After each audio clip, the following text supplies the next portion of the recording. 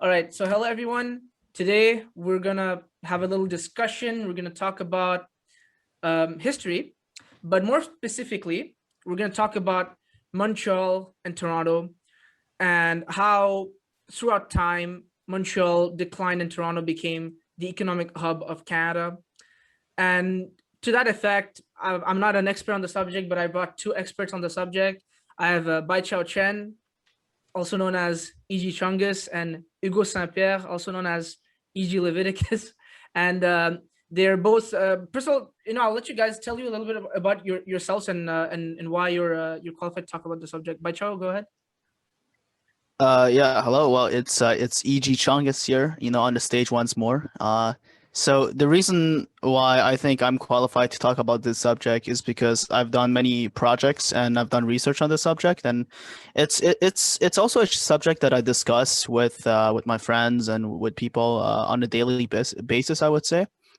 Furthermore, both Hugo and I are going to Université de Montréal next semester for a Bachelor of Sciences in Economics and Politics, and so we're both very interested in politics and also in economics, and specifically, Quebec, Canada. Specifically about subjects surrounding Quebec, Montreal, Canada, and also Toronto as well. So yeah. Of course. And how about you, Hugo? Yeah, well, I mean, like Baicha said, right? We're going to university in topics that are very pertinent to this subject.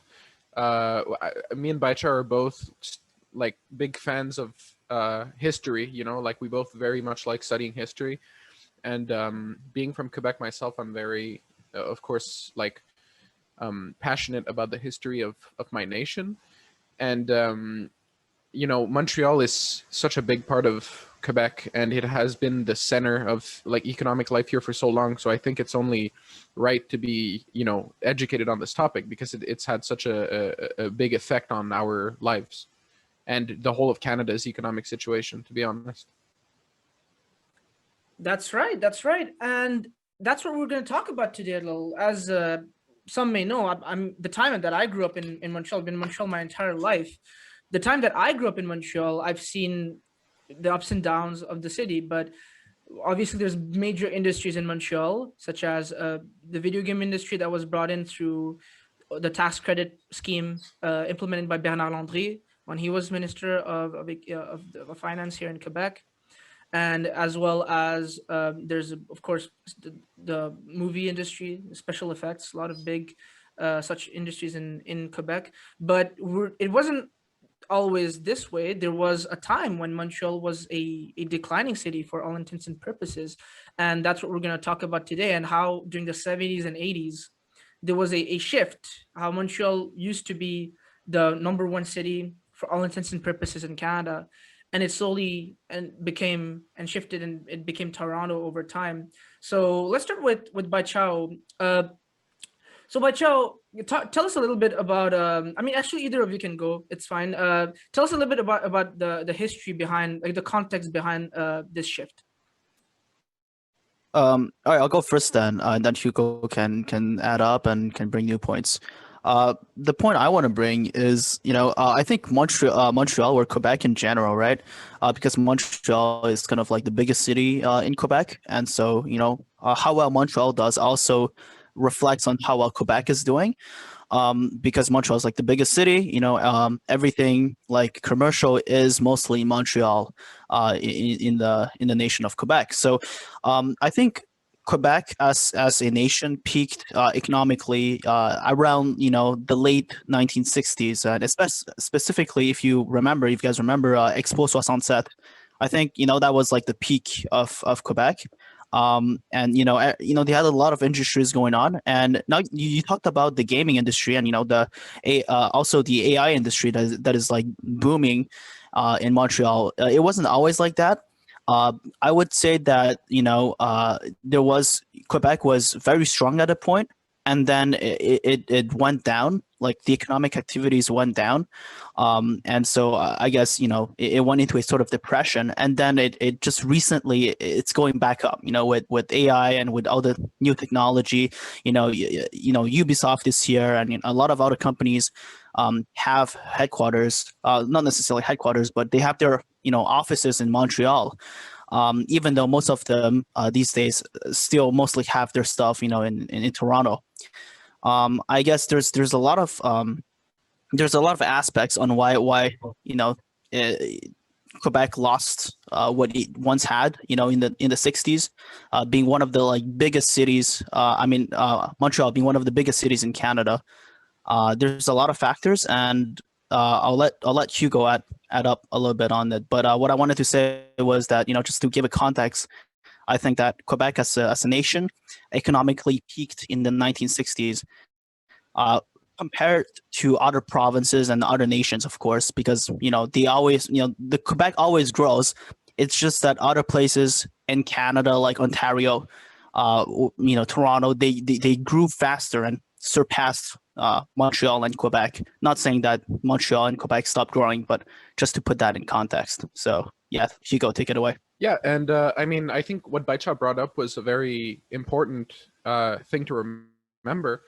And I think also when people talk about Montreal as a great big city of innovation and of worldwide renown in the 1960s, especially during the Trente Glorieuses, the 30 years after the end of the war, where we had the baby boom and the big economic a big economic development in Quebec.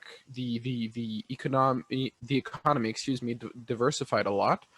I think something people forget generally about this period of Montreal's history is that Montreal, for a very large part of its history, was majority Anglophone, or very close to majority Anglophone, and English was generally the lingua franca in Montreal, because as we all know, for the vast majority of Quebec's history, clear cemented divide between the upper and lower classes, where the upper classes, the richer people with the more connections, were Anglophone. And I think this is it's a repercussion that's left over from the French and Indian Wars, also known as the Conquête here colloquially, because the old French elite were mostly in the clergy, lawyers, liberal professions. But when the English merchants came here, Montreal was a great port city. It was the most strategically placed port city in North America at the time, well, in what we now know as Canada, because there was Boston and all that in the United States. But for the purposes of our discussion, in Canada, Montreal was the most strategically placed port city, and they invested in the infrastructure. They made the Lachine Canal to avoid the rapids, and Montreal became a huge port, a lot of shipping, and that this was mostly for industries that were run by Anglophone merchants.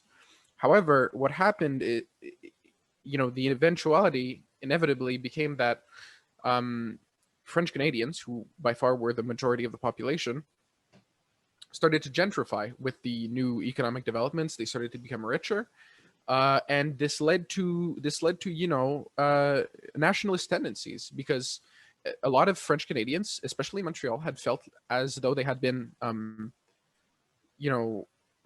swindled by the Anglophones. They felt as though they had been abused, as though they could not control the resources of their own nation, and as though they were at the behest of the Anglophones. So, the Parti Québécois came about. René Lévesque was a big figure in the 1970s, and the Quebec nationalist movement was kind of, from an economic point of view, from a purely economic point of view, it promotes instability. It's an uncertainty. So a lot of businesses in the 70s started to move to Toronto, not because Toronto at the time it wasn't, but not because Toronto was a better port city, but because Toronto was it was more stable. It was an Anglophone city, homogenous population, at least culturally speaking, and also Toronto had been facilitated as a very strategically placed port city by the St. Lawrence Seaway. It's a thing I don't think many people pay attention to in the development of history in Canada. The St. Lawrence Seaway basically made it possible to sail from the Gulf of St. Lawrence all the way to the Great Lakes. And for that, Toronto was extremely well placed, because Toronto sits on the Great Lakes. It's very close to what was at one time the industrial heartland of the United States in the Midwest. Ohio, Cleveland, Michigan, Detroit. And so yeah, this facilitated shipping routes, and a lot of businesses moved to Toronto because they didn't have to bother with the whims of the Quebec's population. So I think that's a big part of why they moved. There are obviously other factors, but I think the facilitation of trade and the you know linguistic and national tensions were a big part of it. Right.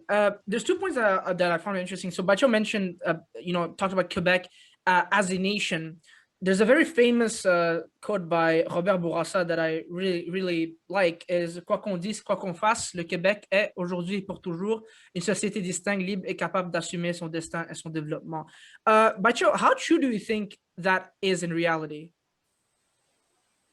Well, I think first of all that's a really good quote from Robert Bourassa. And what he meant was, as it can be interpreted as, the Quebec people must be the ones deciding what they do with their own nations, right? It's not, the Anglos at Ottawa or the federal government who will decide how Quebecers and Quebec ought to deal with their issues at home. For instance, in the 2019 elections, you had a lot of people outside from Quebec who wanted a pipeline going to Quebec. Quebecers didn't want that, but there were still a lot of federal political parties who, were kind of, especially the Conservative Party, who really wanted Quebec to, get a pipeline, and Quebecers didn't want that. So I think it's really complex because for instance, during the Révolution tranquille, you have the slogan "Maître chez nous,"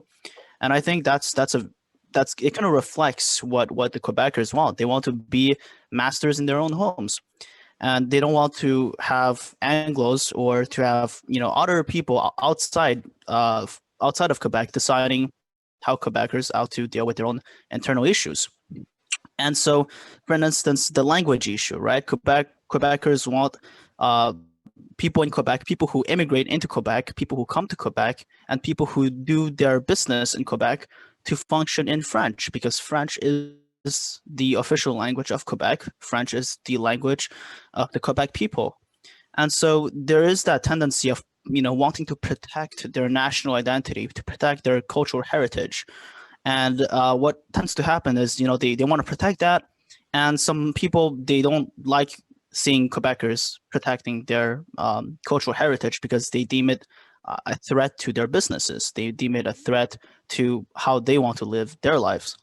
And so obviously you have the federal government who will enact some policy that would be hurtful to Quebec's culture, and that would hurt Quebec's autonomy within Canada. And so that's what I believe Pierre-Éliott Trudeau did. He obviously enacted a lot of policies that was not very good for Quebec and for Quebec's autonomy, because he viewed, he thought that a federal government, a federal Canada would be very, very good, where all the provinces would be extremely loyal to Ottawa. And I feel like this is also a problem going to the future, where you have a lot of immigrants. I think we can talk about that later in another point, where you have a lot of immigrants coming to Quebec, and they're not loyal to Quebec. They're loyal to Ottawa, right? A lot of them come here, they refuse to learn French, or they go to English schools, and at the end of the day, they can't speak French very well. And what happens is, some of them decide to settle here. They have kids, and their kids can speak French, and then the number of people who speak French in Quebec starts going down. And so, if you're a Quebecer and you see all of this happening, you see a federal government who's not very friendly with your provincial government. If you see a bunch of immigrants coming into your nation, living here and, not assimilating into the culture, not even like trying to learn the language of the place in which you live in, then there can be nationalistic tendencies, and rightfully so. So that's all I'm going to say for now. So take it away, we can talk about immigration later, because obviously immigration and economics have a lot of relation between each other. They exist symbiotically in many ways. But actually, I want to ask Hugo. You talked about the class divide between francophones and anglophones in Montreal. There's two things I'm interested to know about. Is first of all, Do you think this class divide still exists today? As we can see, there's, for example, some of the poorest neighborhoods in Montreal, such as Hochelaga, Maisonneuve, are majoritarian francophone in large part, and some of the richest, such as Westmont, are anglophone. And the other point that I'm interested to know about is that you mentioned how the elites got gentrified. The francophones, they participated in gentrification, and they moved up they earned more wealth, and they moved up in classes. But a lot of anglophone Canada generally doesn't like Quebec. However, a lot of the leaders in the federal government, the elites, who preach this pan-Canadianism, such as Justin Trudeau or his father, Pierre Trudeau, was the most famous in that regard, are from Quebec themselves. So I want to know a little bit about those. Well, yeah, I think that it comes as no surprise to anyone that a lot of the important, powerful positions in the federal government in Canada are occupied by, Quebecois, because there are two official languages in Canada, excuse me, and there are laws that stipulate that people in higher positions in the federal government must speak both languages fluently. So it comes as no surprise to anyone that people from Quebec, and more specifically Montreal, which is a kind of a bilingual city by its very nature, are overly represented in those positions because they were born in a more advantageous environment to learn both languages. Now, although these people are Quebecois, they might not have the same opinions, as some more nationalist Quebecois, because it is a drastic oversimplification that I think English Canada often makes to say that every Quebecois hates the federal government, every Quebecois wants to be independent and hear nothing from Ottawa. And I think it is an idea that is far too prevalent for what it really is. I mean, of course, I think people like Justin Trudeau are more federalists and they want a more centralized government because of the class they come from, right? If you come from an upper crust in society, what you want is you want to promote centralization and you want to promote stability, because stability is the number one telltale factor for how well a nation will do economically. If you're not stable, you will never ever get consistent economic development. And I think, just from a pragmatic standpoint, federalism would be better because the provinces couldn't pull, they couldn't play who can pull the hardest, who can get what they want, whose provincial interests are going to come ahead of whoever else's. Like Baichao said, pipelines, right? Pipelines are a big contention point because a lot of provinces like Quebec don't want pipelines to go through because there is no economic interest for a large part of Quebec. There's no economic interest of having pipelines, but some people who do want pipelines are people from Alberta because their number one industry is, oil. It's energy from like fossil fuels. So I think there is that economic and political clash, but I also think that a big part of the miscomprehension between Quebec and the rest of Canada is ignorance. It's ignorance and it's partisanship, where a lot of people in Quebec have this idea, which is, if you look at it from a historical standpoint, it might be like kind of justified, but it's also an exaggeration, which is the idea that Quebec is constantly in danger and it's a fight to the death and it's a dog-eat-dog world, and Quebec must preserve itself because the rest of Canada is out to get us and turn us all into Anglophones. And there's this idea in a lot of English Canada that, Quebec is this French place, this snobby place that want to be treated better than everyone else and they want their special treatment. And I think that idea, that characterization of Quebec, comes from a lack of historical knowledge, because must we be reminded that Quebec and Canada as a whole was founded by two peoples, Canada, the peuple fondateur, as they say it, it's the English and the French, Right. and also, of That's course, the the two Native solitudes Americans. theory. Yeah, that's the two nations, the Yeah, two the solitudes two theory. nations theory, exactly. And I think that cohabitation is possible, but I think that this conflictual point of view where it's constantly, grating against each other for the slightest advantage isn't going to promote cooperation. And just by virtue of raw numbers, there are more anglophones, so they're going to get the bigger end of the stick when it comes to federal decisions, economic decisions, which I think is perfectly characterized by the night of the long knives, excuse me, which was an infamous event where in 1982, In Quebec. yeah, Yeah. it's an Not the infamous. other one. Yeah. Well, yeah, in the other provinces, they mostly remember when Quebec passed Law 101. That didn't really go well with the other provinces. Bill 101, excuse me. And yeah, so the Night of the Long Knives was an event in 1982 where, before this event, Pierre Elliott Trudeau tried to repatriate the Constitution from Great Britain, right? But he tried to do it unilaterally. And a lot of provinces were not happy with that. 7 provinces, to be exact: Quebec, and some other ones. I don't particularly remember which ones it was, but essentially in 1982, these provinces that were in disagreement went to the Supreme Court, and they were in negotiations with the federal government on how to, repatriate the Constitution. And most of these provinces that were in disagreement tried to lobby for more provincial rights, and Pierre Elliott Trudeau, being the federalist that he was, wanted to centralize it more. And this discussion was going on in Ottawa in 1982, and then on a specific day, which I forget the date of, I believe it might have been in April, but I might be mistaken. The premiers of every disagreeing province and Pierre Elliott Trudeau and the premiers of the agreeing provinces were all discussing. And then René Lévesque, who was the Prime Minister of Quebec at that time, the Premier of Quebec, excuse me, he withdrew himself across the Outaouais to go to Gatineau to spend the night there, and then he was going to go back to Ottawa for another round of negotiations the next day.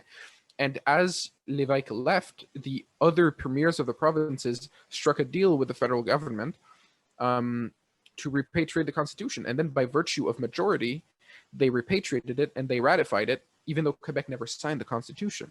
Still to this day, they haven't signed it. To this day, Quebec still hasn't signed the Constitution. And the Supreme Court of Canada ruled that although this repatriation was illegitimate because Quebec never signed it, it is legal by virtue of majority within the provinces. So I think this kind of backdoor dealing and sort of going around each other's backs and trying to get the upper hand on the other party really characterizes the relations, the unsuccessful, negotiations and relations that Quebec and the rest of Canada have had historically.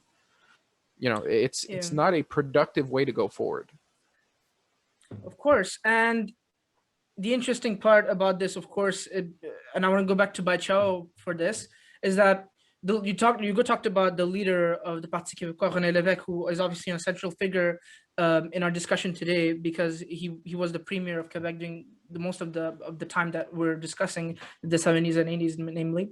But René Lévesque didn't start actually as leader of the PQ. He was in the Liberal Party under Jean Lesage, and he was Minister of Finance, where he was actually the pioneer of the current version of Hydro-Québec that we know with all the dams and an entire crown company. So Baichao, I want to ask you, what were the economic dimensions of sovereignty? Because obviously the Parti Québécois, parties in Canada in general are very top down, right? They're very it's the leader who speaks to the image of the party.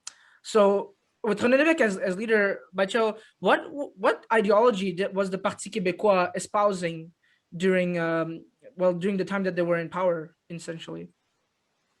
Well, we have to remember that the Parti Québécois was not only in power when René Lévesque was in power, they were in power, when, even quite recently, if you guys remember, there was, Pauline Marois, right? And now with the new young leader, Plamondon, as the head of the Parti Québécois, they're trying to perhaps do something in the next elections, because last time Lisée didn't do super well. So next time in 2022, they might try to get some seats because of how the CAC mishandled COVID and all that stuff. Ideology wise, I would say that René Lévesque, I think he was, with his idea of Hydro Quebec. I think some people can label that as a kind of socialist, or just like centre left kind of way of doing things, where you nationalize industries within your own nation. You don't let private enterprise companies decide what happens, decide the prices, and so on. And I feel like the relationship between Quebec and the federal government can be seen similar to what I have just described previously, even though it's not in the same nature. Whereas an independent Quebec would be the master of its own natural resources. I think Hugo can add more on that, because he knows more on that subject than myself. The richness of the natural resources of Quebec, and how that can be used if Quebec was a nation. And also, however, from another point of view, I would like to say that independence, as we speak right now, is not the same as how it was, in the 70s or in the 80s. And the reason why is because in the 70s and in the 80s, Quebec was, I would argue, in a much higher position when it comes to, let's say, going up against the federal government or stuff like that, because it was closer to the peak of Quebec, as we previously discussed, in the late 60s, where Quebec, especially Montreal, was one of the biggest cities out there in Canada and also in the world, with Expo 67, one of the known cities in the world where every nation would come and show what they've got in their own cultures and stuff. I would like to say that nowadays it's more difficult because, as you know, there's the equalization payment, and there can be an argument made in favor of Quebec, where Quebec also generates a lot of money. They give a lot of money to the federal government. I think Hugo can also add more on that. But the federal government still gives a lot of money to Quebec. I think it's like 13 billion or something like that. Not sure if I got the right number, but Quebec still receives a lot of money from the federal government. That is a given fact. So the challenges of the independence of Quebec is, okay, well, if Quebec wants to become an independent country and doesn't want to work with Canada anymore, how is that going to happen, right? In terms of the economy, obviously, it's not going to be very stable. There's going to be turbulence. And in terms of immigration also, because Quebec is an aging society, I want to go back, maybe even talk about it later after Hugo will be making his points, where, Quebec is in need of immigrants. I think that is something that no one should essentially disagree. Canada is in need of immigrants because the society is aging, right? Like the baby boomers, like they're pretty old, and you need more immigrants to come in. But however, a lot of immigrants who come into Quebec, not all of them, but a portion of them, are not really integrating into Quebec's society, and that is what prompts political parties such as Le Parti Québécois to become more and more popular amongst a lot of people who feel like they must be represented, who feels like Quebec is not being represented by Canada, and who also feels like people coming to Quebec must be put in stricter kind of integration programs. I feel like I kind of share their feelings. I feel like a lot of people who come to Quebec are not really integrating into Quebec's society. The stats show it that the number of new kids born in Quebec where they know how to speak French is lowering each and every year. But that's the point on immigration, right? And if they go in Toronto, it's easier because English is the international language, so it's easier for them to go into Toronto or Vancouver. And then if those cities have more people and immigrants, well, it's easier for their development because it means there's more taxpayers, and therefore, it's their economy will thrive more. But back to the point about Quebec possibly being an independent nation, and also I guess I can say the socialists or left-leaning policies of the Parti Québécois, where if Quebec became a country, they would nationalize a lot of their industries. And also perhaps, because we have a lot of natural resources, right? And I think Hugo is more qualified than me, because he's, I would say better in Quebec's geography than myself. Talk about, the richness of the natural Hmm. resources of Quebec Yeah, and you how mentioned Quebec can use that. before. Yeah, you mentioned that before. And actually, I think I wasn't specific. I was too broad in my question. So you got. I'll give you more like specific question. Is the same question, but René Lévesque, the idea that he was espousing, many people may not know this, but it's not. It wasn't like complete independence, like complete secession. It was a thing called Mouvement Souveraineté Association, and René Lévesque also, the Parti Québécois, a lot of people, they understand that it has, social democratic or, left leaning economic tendencies. So can you talk a little bit about how that sort of economic policy would impact businesses, and why would, for example, they would want to flee Quebec? Well, yeah. I mean, of course, I think again, this whole independence thing, and the reason why some businesses left Quebec is a combination of both the question of stability, and of course, more straightforward economic factors like the better positioning of Toronto in terms of it's closer geographically to the rest of Canada. It's closer to the Great Lakes. You can communicate. You have easier communication lines with the Midwest, the American Midwest, and there's a lot of canals in the US. People don't remember this, but um, there is a canal in the state of New York that goes from Lake Ontario almost all the way to the Atlantic coast, and Toronto is, as we all know, on Lake Ontario. So there is a very tremendously useful amount of infrastructure near the Great Lakes. So I think Toronto's in a better position geographically when we think about that. Also, I think this whole uh, souveraineté association thing probably wouldn't have been as bad as people make it out to be.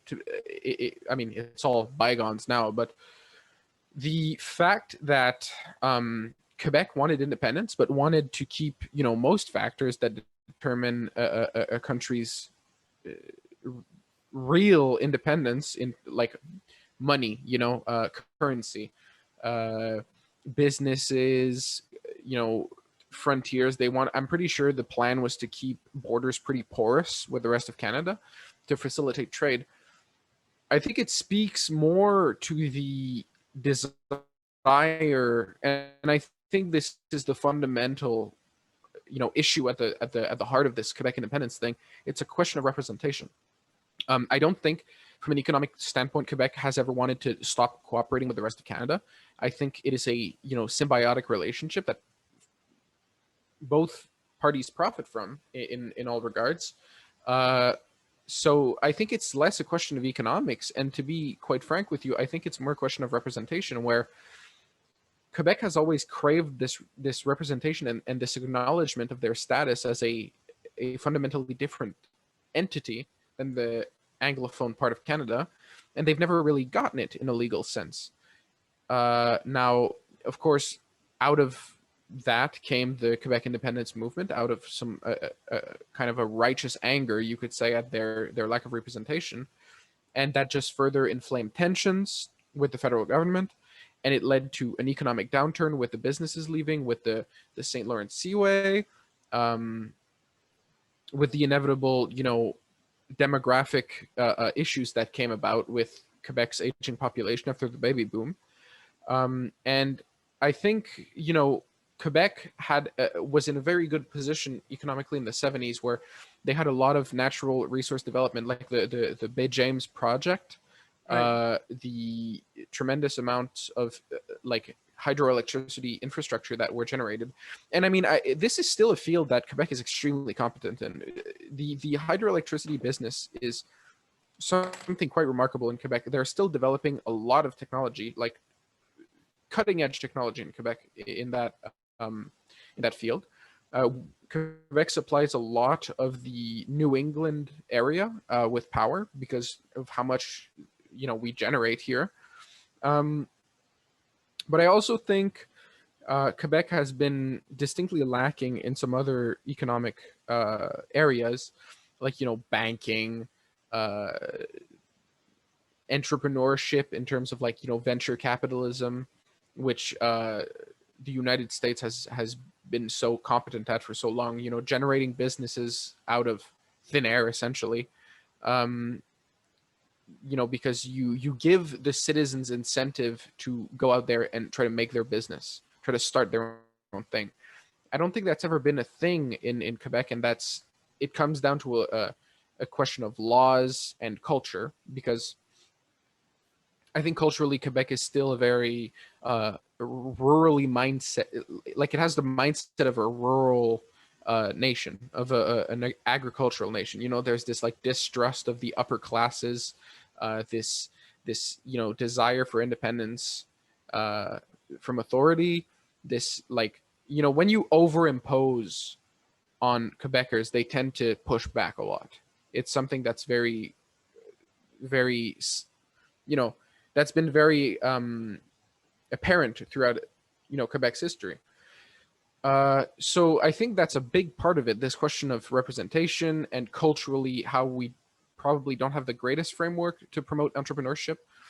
But I also think that from an economic standpoint, Quebec has tremendous potential. I mean, tremendous potential. The amount of natural wealth we have in this province is incredible. I mean, you know, Quebec is the largest province in Canada, you know, save for the Northwest Territories, excuse me, Nunavut, and some other, you know, areas in the far north. But the Quebec, you know, culturally, it's mostly the St. Lawrence Valley, but we have this gigantic amount of land in the north around, you know, Hochelaga, Maison, excuse me, not Hochelaga, the Abitibi, and, you know, around the Val d'Or area. We have a big mining industry.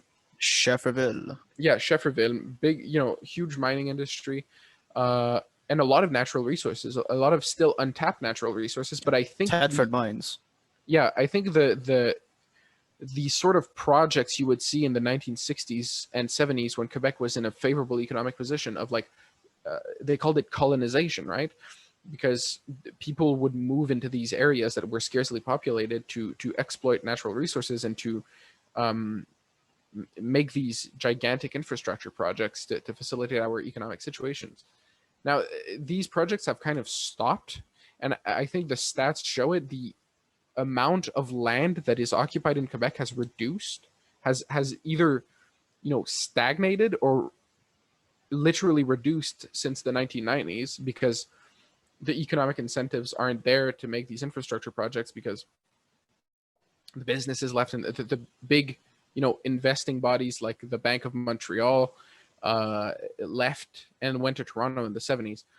So it's not a favorable economic situation, in the sense that most of the big investing bodies aren't in Montreal anymore. So we don't have that kind of wiggle room, so to speak, where you can try out on these projects, and if they don't pan out, it doesn't matter, because you still have a well-founded sort of economic infrastructure. So I think that's something that is very disadvantageous to the situation we have right now economically. Right, Hugo, you brought up an interesting point about Quebec's relationship to the U.S., and that's something that's, you know, extremely interesting, I find, because Quebec and the society in Quebec and society in the U.S. is very different. It's similar in some ways, such as, you know, very patriotic towards their own culture, but very different in the way that, as you talked about, entrepreneurship, venture capital, banking.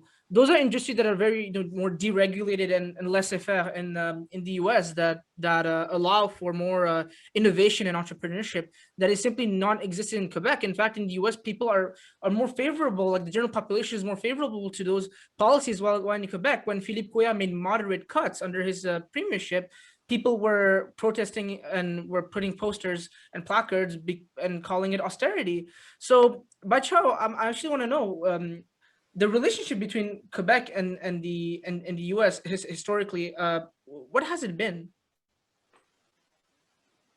Well, I wanted to say that, of course, the Americans tried to invade us, and they have failed miserably. All right. I don't remember the exact name of that war, but you know they've Wasn't it won. the It was 18, during 18 it was during the yeah, American Revolutionary War. revolution? Yeah, Yeah. yeah. They So they the went up to the Continental Congress sent us a very nice letter asking us to join, and then the ruling authorities at the time said no, and then they invaded. Yeah, there was, of course, there was invasion in during the American Revolutionary War, but there was also like there was also war in 1812 where we British soldiers went all the way to the White House and burned it, which is why it's repainted white. exactly. But the what I was trying to get, actually, that's an interesting point, because a lot of people in Quebec, even such as Les Rouges, under Antoine Aimé Dorion, were in favor of Quebec even joining the U.S. Yeah, as there was a opposed to the rest of sentiment of Canada. that. Yeah, in the 19, I believe it was in the 1930s, there was also some sentiment about, perhaps becoming a US state. But let's not forget that I would say that the Americans were, well, Quebec was, under the dominion of Canada, like the control of the dominion of Canada. And so the Americans actually had a plan. I don't remember what the plan was exactly. It was in the 1920s, where if it was enacted, they would invade Canada, and it was in a hypothetical situation where they would like have diplomatic issues with the British. But that being said, I think the relationship between Quebec and the U.S. is purely like economic. I don't think that there's any necessarily cultural ties to the Americans. I feel Right. like despite Quebecers loving Florida, like the snowbirds, they love Florida. I think that's just the old generation. I don't think like that most Quebecers per se wants to become American. I don't think that if you watch the TV show Maison Bleue, a funny sketch from that show was Quebec exchanged its northern part, and as Hugo said, with all the natural resources in exchange for Florida. But I don't think that America is necessarily very popular among young Quebecers or even millennial Quebecers because of how they have like those gun laws there. There's always mass shootings, and then there's a lot of problems that I don't think Quebecers want to get themselves involved in. So that being said, I think that the only relationship Quebec has with America's East Coast is purely economic. And as Hugo said, we supply them with hydro. And I've talked with some Americans at some point. I've talked actually with some Texans at some point, and they've asked me if we could it was after the Capitol riot, and they've asked me if Quebec could like just turn a switch off and shut down their entire East Coast, the energy they get from hydro and from Quebec. So that was kind of interesting. um Other than that, yeah, I think as I said, it's just purely economic. I don't think there's any cultural ties we have with them. um so yeah, that's Right. that. That's interesting to know. And Hugo, how about you? How would you describe Quebec's relationship with the United States throughout the history, as long as there is history? Yeah, well, I mean, I think to start from the beginning, I find it rather funny that you brought up this idea of Quebec almost joining the American Revolution, because I think ironically, if Quebec did join the revolution, became free of the British yoke, a lot of people see this as like an alternate, situation where, oh, what if, Quebec could have become independent? I think I'm rather convinced that if Quebec did join the American Revolution, it would have doomed Quebec from the start. Quebec wouldn't exist as an entity today. It's like Louisiana, Right. Louisiana used to be a French colony, but it was absorbed into the Union, and the Union made of Louisiana whatever it wanted it to be. Louisiana, French Louisiana was a very different place. Interracial marriages were allowed. There were very rich and well-established, black people in Louisiana. But then the Union came in, and they had their segregation laws. And back then there was still slavery, and blacks were in held in terrible conditions. They were treated as uh, lesser beings, and that was imposed on them. So I think it would have been the same thing in Quebec. I think there was this very zealous colonization movement in the United States at that time, known as Manifest Destiny, where Americans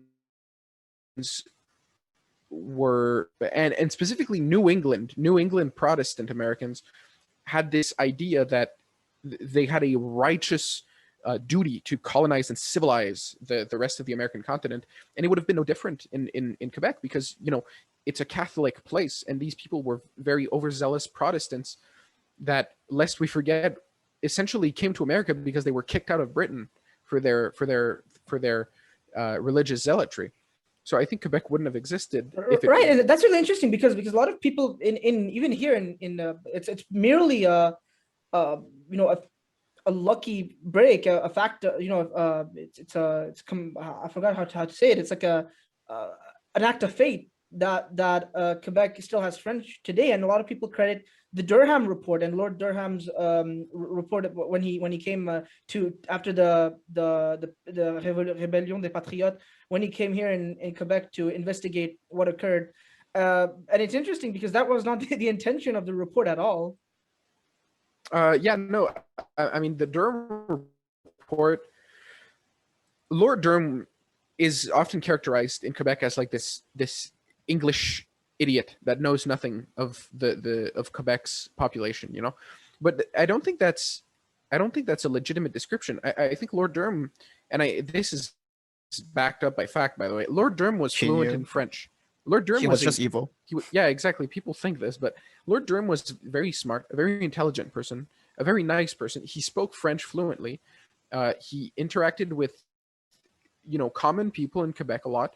And his intention, although, by today's standards, we would see as twisted and ignorant, he wanted to, assimilate the people of Quebec into English Canada to facilitate their growth, so to speak. Because it was this idea that, well, these people speak French, they're all, farmers, they know nothing of the greater world, and if only us in our great British clemency would educate them in the king's tongue and would allow them the economic and social means to climb in our structure, that mindset that he had, I think, is still very prevalent in the rest of Canada. And I think it's ironic that the rest of Canada often gives Quebec a lot of flack for being, quote unquote, racist. Because again, it all comes back to this. It comes back to this clash of mindsets between English Canada and Quebec. Quebec has this national mindset of an unfulfilled desire for a seat at the table of nations, for representation, not necessarily through independence or sovereignty, but just to be recognized as its own entity and be given the means to rule itself in a capacity where it has an impact on its population, And the rest of Canada has this mindset where it's like, oh, these people in Quebec, they get equalization payments, they are snobbish, they are not like the rest of us, because it's like the thing I said earlier about the peuple fondateur, right? This idea that Quebecers were as influential in the founding of Canada as English speaking people, I don't think is as prevalent in the rest of Canada as it is in Quebec, right? So it comes back to this clash of visions of how people see the situation of Canada. And I think, from a historic point of view, because going back to the point about our relations with the United States, I think Quebec has suffered from that protective mindset when it comes to these relations with the United States, because I think the way that a lot of Quebecers see the United States is very similar to the way a lot of Latin American people see the United States, like this great imperial force that imposes itself upon others, right? But I think Quebec would profit from a more business-like approach with the United States, because I think there are tremendous economic opportunities between the United States and Quebec. I think like the United States has an incredible amount of capital. It's the largest economy in the world by far. They have so much weight to throw around economically. And I think something that Maurice Duplessis did, which none of his successors have emulated, is he took advantage of Quebec's incredible natural wealth, and he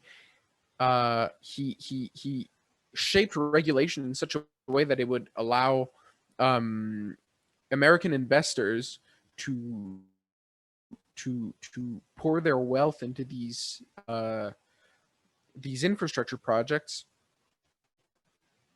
to exploit Quebec's natural wealth, right, and to get rich off of it.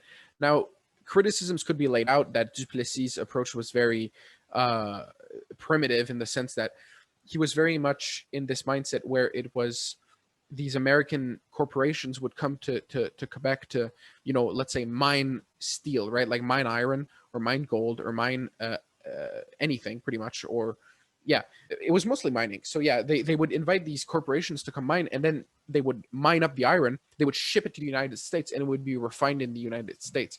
And in that sense, Quebec just became an exporter of raw resources, which I don't think is a very smart long-term economic plan.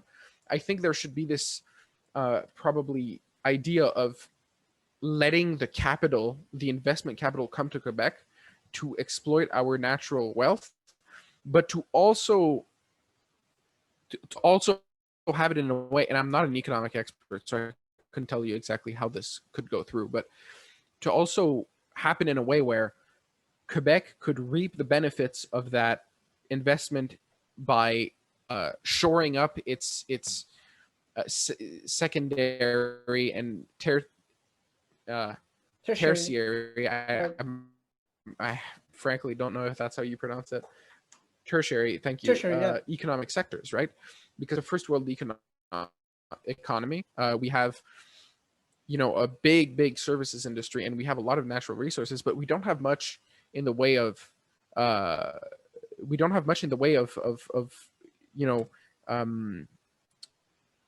of manufacturing.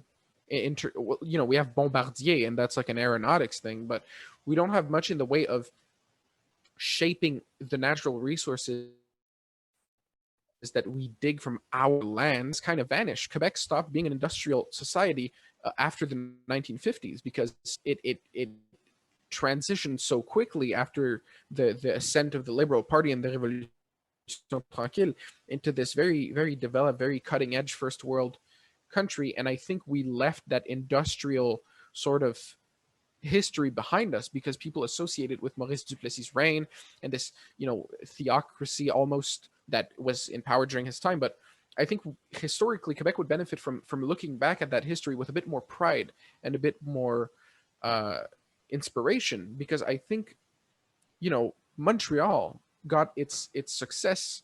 And Montreal, the majority of Montreal was constructed in the 1930s. People don't know this, but like up to 85% of Montreal's current, land occupation was mostly spurred on in the 1930s by needs for more, factories and stuff. But of course, as I've said at the beginning of our discussion, these factories were built by Anglophone merchants for Anglophone clientele. So Quebec was just a pit stop in the chain of production. But now it's a whole different ball game, because most of Quebec's economic, handles, so to speak, the economic engines are held by francophone elites, francophone people who've gotten very, very wealthy, like Pierre-Carl Pelado, for example. Québecor, a gigantic corporation that is held by French-speaking francophones, and I think that's become the norm in Quebec. So I think if we seriously want to become not an autarkic, society, but a society which can control the means to its economic production and not be reliant on English Canada or the United States, this investment into, exploiting our natural resources, which is stagnating right now, and ultimately setting up a complete chain of production from the exploitation of the raw resources to their shaping and manufacture to ultimately their selling and the industry that comes with the sale of that.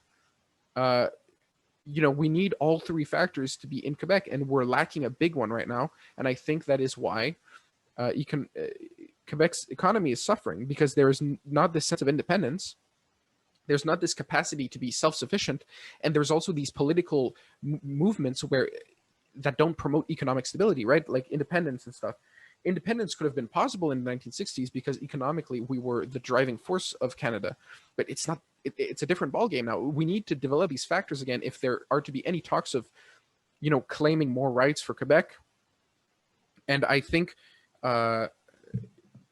it's about time that the talking stops in terms of, oh, we're negotiating with the federal government this, blah, blah, blah, that. We've passed this regulation. I think it's about time that people realize that Quebec needs to be a little more pragmatic in terms of assuming its own economic backbone, so to speak, to ultimately have the means and the leverage to become more politically independent, because Right. the economic factors are the ultimate determinant of whether a nation can stand up for itself. Of course, that's certainly true. And we're gonna end with this. Baichao, first I'm gonna go with you. That I'm gonna ask Hugo. We talked about the problems, the history behind what led to the big business exodus in the 70s and 80s. We talked about the sovereignty movement. We talked about even going back to with Duplessis and present day. And actually, I want to end on this note. What do you think Quebec has to do now? Like, where do we go from here? How does Quebec move on Yeah. and basically become master of its own destiny, as you said? Yeah, Baichao? I think it's a very good question, and I actually prepared some ideas for that, and okay, so let's start. I feel like Quebec, as Hugo said, has to be pragmatic about its like political position and also its economic position. You can't try to achieve some political gains without economic backup, right? So if you want independence, you have to demonstrate that you have sufficient economic abilities to, have your own thing going on, have your own country and making sure that your people don't pay a lot of taxes, right? Like, just being stable in general. And I feel like Quebec right now, like it's only relevant, right? Like economic city is Montreal. The rest are also like not that great. And Montreal is also heavily reliant on a lot of international students living here and possibly staying here for the future. So the future doesn't look that great when it comes to Quebec's culture because it's ever so declining. And I don't really think that independence is much possible unless some big event occurs where a lot of Quebecers decide to vote for the PQ, and then the PQ actually successfully uses Quebec's industry, and there's an economic boom, and then Quebec gets rich, and then with the money that they've got and with the economic support they've got from their success, they can promote and protect Quebec's culture better and even promote it. So more people learn French, more people speak French, and new arrivants also, engage themselves in Quebec's culture. But right now, it just doesn't seem like that way. Right now, it seems like that Quebec is kind of like going down in terms of Quebec as like I think Montreal is still going to stay relevant in Canada and also in the international scene in terms of technology. With AI, Montreal has a lot of ability in doing that. But I think unless Quebec develops its industries and starts making a lot of money, I don't really see how Quebec can be really autonomous in the future in any way. That is a very pessimistic view, and I think, but it doesn't mean that people should stop fighting for a more prosperous Quebec in terms of the economy or the protection of the French language.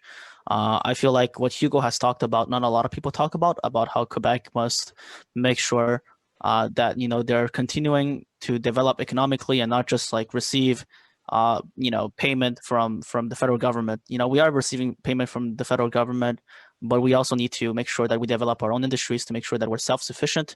Because if we're not self-sufficient when we're going in the negotiation table with federal government, it gets complicated, right? Like, because they give you money, but then you're like, if I want to be independent, then you don't really have your own ways of sustaining yourself.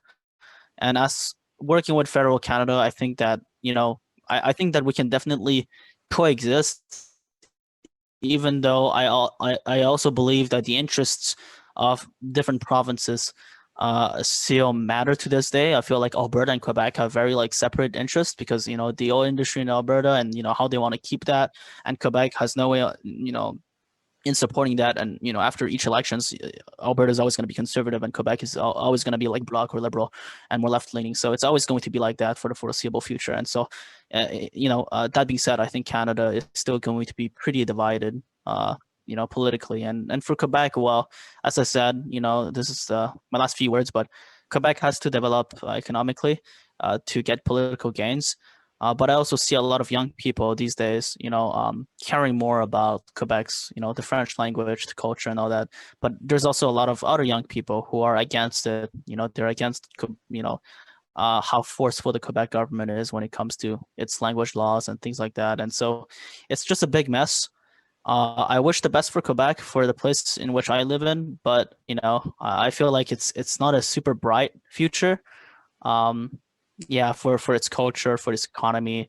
Montreal is always going to be relevant, but the rest, it doesn't look super bright. But there can always be hope. So Yeah, yeah, of course, Baichao. I mean, you have chances to contribute to Quebec yourself when you're gonna go and study economics at UdeM, and you'll have your say when you're gonna have to write yeah, papers on the actually, yeah, subject.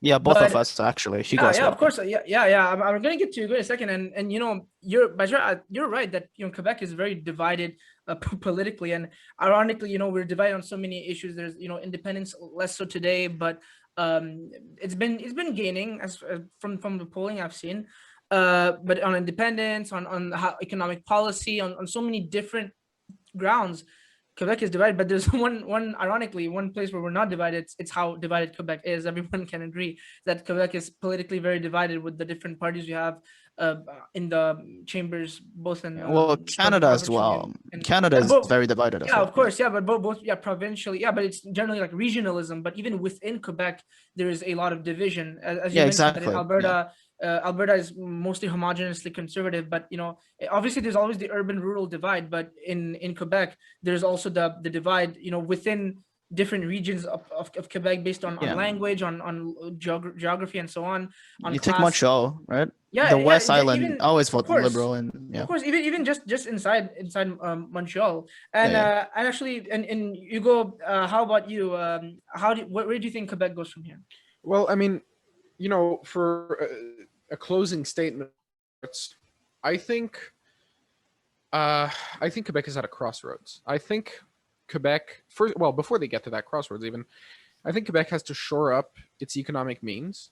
I think Quebec has to do anything in their power to put themselves in a better economic position where they have more leverage.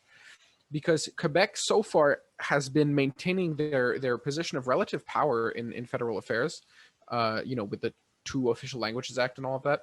They've been maintaining that position of relative power by kind of sitting on their laurels, so to speak, by using the web and the network of laws that they managed to push through during their golden age in the 60s and 70s. And they've been kind of using that to maintain their presence in the federal government, and in provincial representation and all that. But I think that was and still is an okay short-term solution. But I think for the long term, Quebec has to shore up its means and make sure that it can survive without the rest of the Confederation. Because if the Confederation were to break up tomorrow, Quebec would be royally screwed. We would be in a lot of trouble, because a lot of what allows us to maintain our standard of living and all of that is the amount of the how much we can take advantage of the legal network of the Confederation. So I think Quebec has to shore up its resources. Quebec has to be more pragmatic about its economic situation before addressing its social situation. And I think, of course, immigrants are necessary for the economic situation. And I think people, I think much like in sports, in life, people are drawn to winners. people want to go somewhere that is economically prosperous. So when people come here and they are told to speak French in a province that receives nearly 13 billion in equalization payments per year, it's not a very convincing argument. So I think, yes, we should push for our language to be protected because, from a demographic standpoint, it's not looking that hot for the native Quebecers, but we can still integrate people. People who come here can be integrated, but I think this would be facilitated by a better economic situation. And, I think, so we need to shore up our economic positions. I don't want to go on forever about this. We have to shore up our economic position and take advantage ultimately of that sort of economic leverage to put ourselves in a position where we have a choice to make. Either we make another push for independence and sovereignty, or we make a legal push to get ourselves in an even better position in the Confederation so that we have leverage over the other provinces and leverage over the federal government. But I think that's a decision that's in the future, that is to be made after Quebec can secure its own autonomy. The autonomy and economic sustainability comes before the whole political discussion of independence or autonomy or whatever that is. So for now, I think what Quebec has to do is put its head down, grit its teeth, get through the hard part, and reap the benefits after. Thank you very much, Hugo. And that was an awesome discussion, guys. I really loved having you two. Thank you very much for coming. By the way, where can people find you if they want to contact you and talk to you about subjects such as these? Baichao? Well, they can meet us on Summoner's Rift, E.G. Chungus and E.G. Leviticus, in the Challengers ELO. So that's all I'm gonna say. They can find us on the Rift, and they can also find us on Facebook and Instagram. Facebook and Instagram, E.G. Chungus and E.G. Leviticus, exactly. All right. Instagram, yeah, my handle, well, actually, yeah, they can probably just look up my name and they'll find me. So yeah, that's fine. All right. And that was Baichao Chen and Hugo St-Pierre. Thank you for coming. Thank you very much, Bhromor. Thank you very much, Bhromor.